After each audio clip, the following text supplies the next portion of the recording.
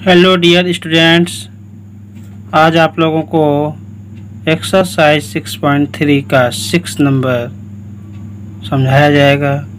6 number सवाल कह रहा है, आकृति 6.44 में त्रिभुज पी क्यू आर की भुजा क्यू आर को बिंदु एस तक बढ़ाया गया है। यदि कोण पी क्यू आर और कोण पी आर एस के समद्विभाजक बिंदु टी पर मिलते हैं तो सिद्ध कीजिए कि कोण क्यू टी आर बराबर 1/2 कोण क्यू पी आर है। तो त्रिभुज पी क्यू आर ये है, इसकी भुजा क्यू आर को एस तक बढ़ाया गया है। यदि कोण पी क्यू आर का समद्विभाजक और पी आर एस का समद्विभाजक एक दूसरे को टी पर काटते हैं तो एक कोण बना क्यू टी आर। तो ये कोण जो है क्यू पी आर का आधा है, ये हमको सिद्ध करना है। तो इसके लिए एक बात ये कह रहा है कि समद्विभाजक है, अर्थात ये दोनों बराबर भागों में, इनको दोनों को बराबर भागों में विभाजित कर दें, दोनों कोण बराबर होंगे, कहने का मतलब यह है। तो हल करते हैं। इसके पहले हम इनमें गिनती डाल देते हैं। मान लो ये कोण 1 हो गया, ये कोण 2 हो गया, ये कोण 3 हो गया और ये कोण 4 हो गया। तो लिखेंगे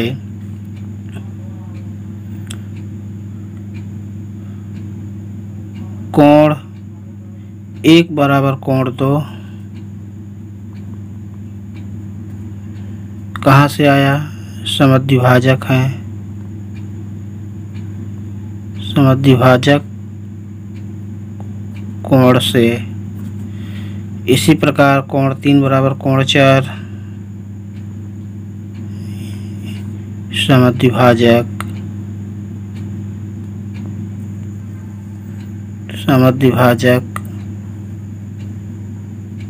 कोण से। तो अब जो है लेते हैं त्रिभुज क्यू टी आर में, त्रिभुज क्यू टी आर में। तो कोण तो क्यू टी आर का ये बहिष्कोण होगा। बहिष्कोण जो होता है सम्मुख दो अंतःकोणों के योग के बराबर होता है, दोनों अंतःकोणों के योग के बराबर होता है। तो लिखेंगे कोण 1 बराबर कोण 3 प्लस कोण क्यू टी आर।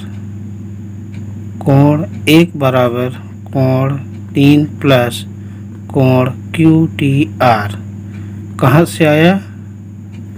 बहिष्कोण प्रमेय से। तो कोण 3 इधर पक्षांतर कर देंगे तो हो जाएगा कोण 1 माइनस कोण 3 बराबर कोण Q T R. Equation number first हो गया। अब त्रिभुज लेते हैं पी क्यू आर में। तो त्रिभुज पी क्यू आर में तो ये जो है बहिष्कोण हो गया और ये कोण और ये कोणों का योग 100, मतलब ये कोण इन दो कोणों के योग के बराबर होगा।